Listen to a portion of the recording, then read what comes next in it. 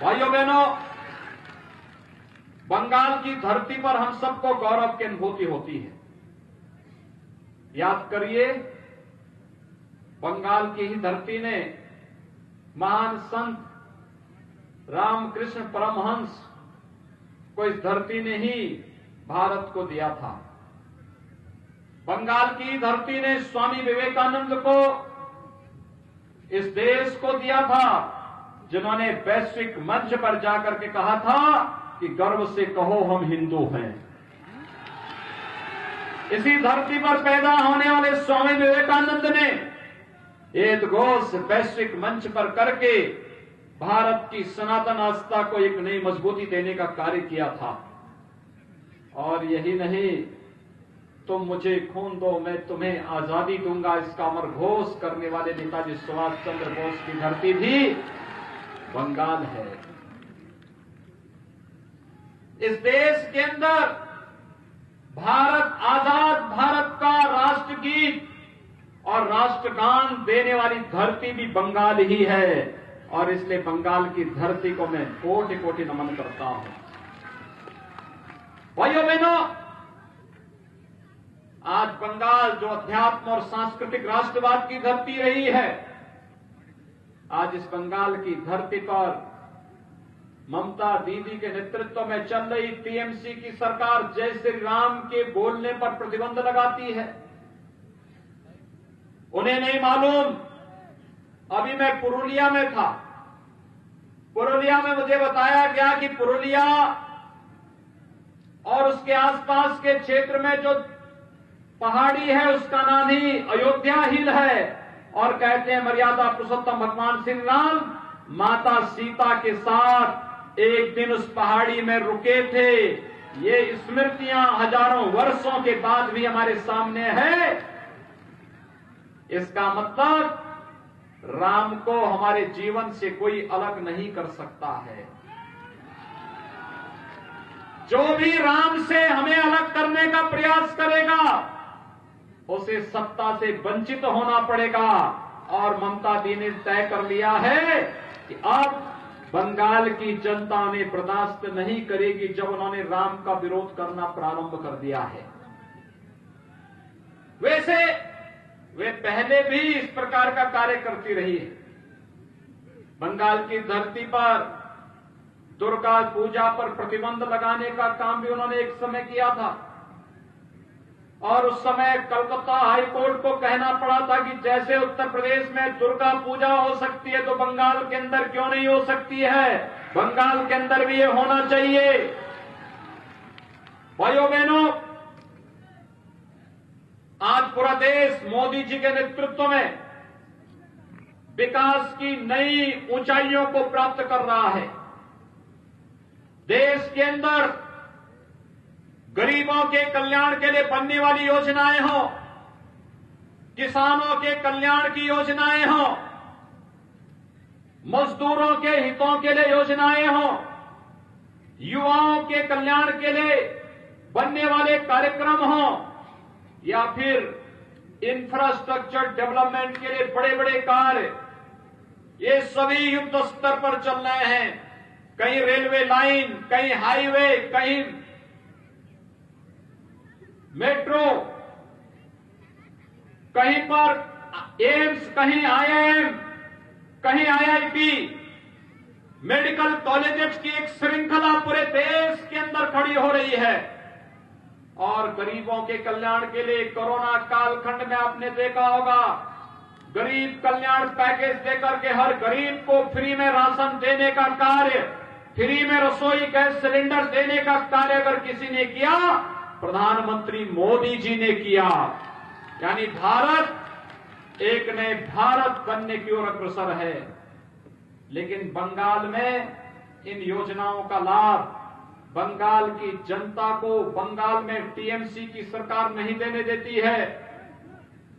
यहां पर गरीब कल्याण के लिए जो पैकेज गरीबों के लिए घोषित होता है, टीएमसी के गुंडे उस पर कब्जा कर लेते हैं। यहां पर आयुष्मान भारत की 5 लाख की स्वास्थ्य बीमा का लाभ यहां के गरीबों को नहीं मिल पाता है, क्योंकि यहां की टीएमसी की सरकार की रुचि गरीबों को अच्छी स्वास्थ्य सुविधा देने में नहीं है।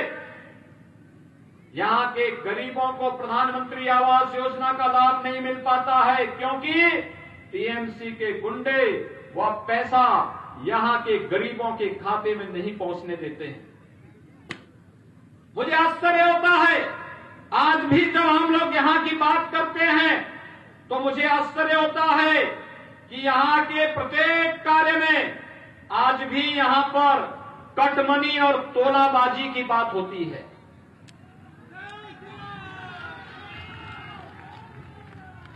ये तोलाबाजी और कटमनी ये कांग्रेस, कम्युनिस्ट और टीएमसी तीनों के संस्कार का हिस्सा है। ये तीनों इसके साथ जुड़े हुए हैं, तोलाबाजी में भी और कटमनी में भी। मोदी जी ने डीबीटी की बात की कि गरीब का पैसा गरीब के खाते में सीधे जाए, इसके लिए जनधन अकाउंट होना चाहिए। बंगाल के अंदर दीदी ने वह भी नहीं खोलने दिया, क्योंकि अगर पैसा सीधे गरीब के खाते में जाने लग जाएगा तो भाइयों बहनों, टीएमसी के गुंडों की दुकानदारी बंद हो जाएगी। टीएमसी के लोग जो अब तक जनता के हक को लूटते थे, वह पूरी तरीके से बेरोजगार हो जाएंगे। और इसलिए यहां की सरकार के संरक्षण में कटमनी और तोलाबाजी का खेल सरासर हो रहा है। और इसलिए भारतीय जनता पार्टी आज की आवश्यकता है बंगाल में। भाइयों बहनों, बंगाल के अंदर भारतीय जनता पार्टी इसलिए भी आवश्यक है, जहां भी भारतीय जनता पार्टी की राज्य सरकारें हैं, केंद्र और राज्य सरकार मिलकर के डबल इंजन के रूप में कार्य कर रही है। उत्तर प्रदेश के अंदर पिछले 4 वर्ष के अंदर भारतीय जनता पार्टी के नेतृत्व की सरकार है, और 4 वर्ष में भारतीय जनता पार्टी ने उत्तर प्रदेश के अंदर भारतीय जनता पार्टी की सरकार ने 4 वर्ष के दौरान 40 लाख गरीबों को मकान देने का काम किया है। 1 करोड़ 38 लाख गरीब परिवारों को विद्युत का कनेक्शन दिया है। 6 करोड़ गरीबों को आयुष्मान भारत की स्वास्थ्य बीमा का कवर दिया है। 2 करोड़ 42 लाख गरीबों को प्रधानमंत्री किसान सम्मान निधि का लाभ दिया है। 4 वर्ष में 30 नए मेडिकल कॉलेज उत्तर प्रदेश के अंदर बन रहे हैं। प्रदेश के अंदर हेल्थ इंफ्रास्ट्रक्चर को इतना मजबूत किया गया है कि आज उत्तर प्रदेश विकास के पैमाने पर दुनिया के सामने, देश के सामने एक नई मजबूती के साथ सामने आया है। यह काम बंगाल के अंदर भी हो सकता था, लेकिन न कांग्रेस ने किया, न कम्युनिस्टों ने किया, और न ही टीएमसी ने किया है।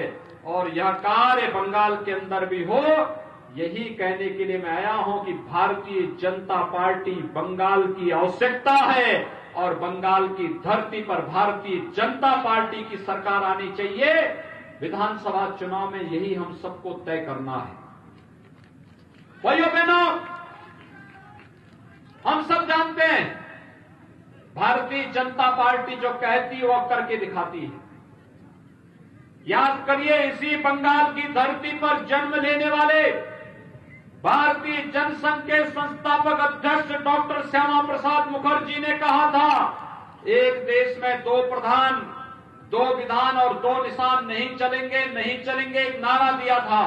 और इस नारे ने कितना बड़ा परिवर्तन किया था। 1950 में जब कांग्रेस ने जबरदस्ती 1952 में देश के संविधान में जबरदस्ती धारा 370 को जोड़ करके देश के अंदर आतंकवाद का एक नया बीज बोने का काम किया था, भारतीय जनसंघ के समय में भारतीय जनता पार्टी का आह्वान था, एक देश में 2 प्रधान, 2 निशान और 2 विधान नहीं चलेगा, नहीं चलेगा।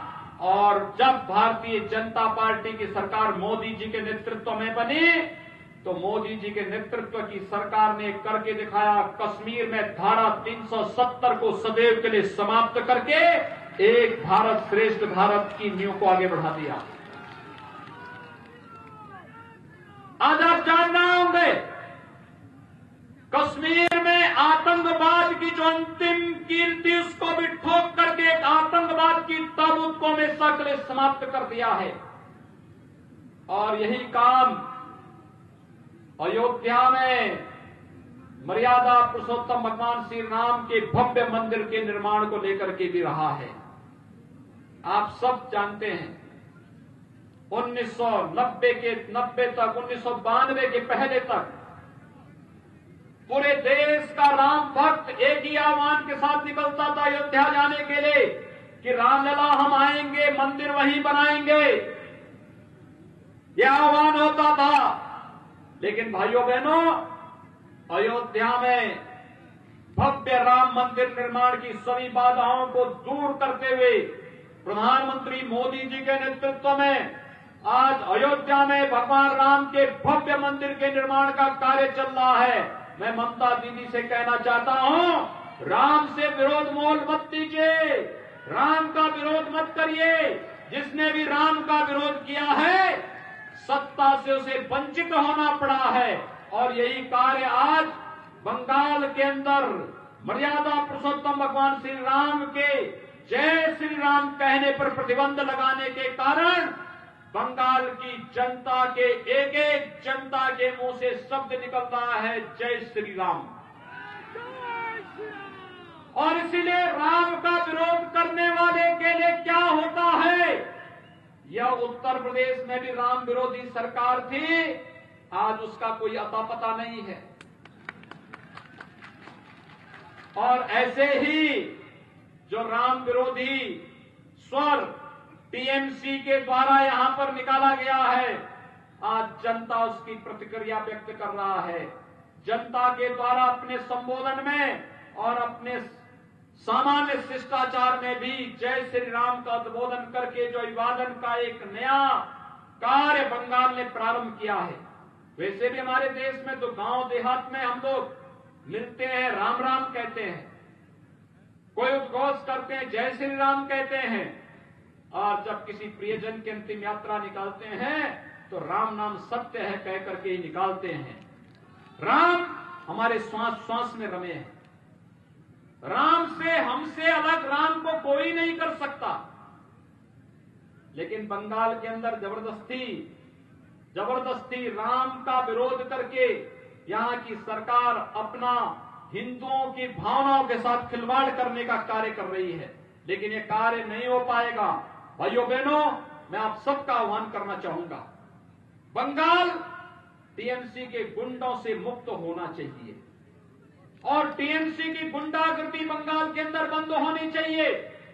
बंगाल की जनता को भी रोजगार चाहिए, बंगाल की धरती को भी अच्छी स्वास्थ्य सुविधा चाहिए, बंगाल के गांव को भी शुद्ध पेयजल के लिए पानी पाइप पेयजल की स्कीम चाहिए, बंगाल के लोगों को भी अच्छी एजुकेशन चाहिए, बंगाल के लोगों को भी खाद्य सुरक्षा के अनुसार यहां के लोगों को सुविधा का लाभ चाहिए और बंगाल की बहन और बेटियों को भी सुरक्षा की गारंटी चाहिए। और यह कार्य केवल और केवल भारतीय जनता पार्टी कर पाएगी। और इसलिए भारतीय जनता पार्टी को विजयी बनाने के लिए हमारे प्रत्याशी यहां पर रायपुरा से श्री सुधांशु हंसदा, रानीबंध से श्री खुदीराम टुडू और ताल डांगर से श्री सेमल सरकार आज हमारे बीच में यहां पर मंच पर उपस्थित हुए हैं। मैं आप सबका आह्वान करूंगा, एक बार मेरे साथ दोनों ओर से माताएं भी अपना आशीर्वाद दें। मेरे साथ दोनों हाथ उठा करके बोलेंगे, दोनों हाथ उठा करके आप मेरे साथ बोलेंगे, जय जय श्री राम, जय जय श्री राम, जय जय श्री राम। कमल चुनाव चिन्ह पर भारतीय जनता पार्टी के इन प्रत्याशियों को भारी बहुमत से विजय बनाने की अपील करते हुए आप सबको एक बार फिर से होली की मंगलमय शुभकामनाएं आप सबके प्रति व्यक्त करते हुए वाणी को देता हूं विराम। जय जय श्री राम।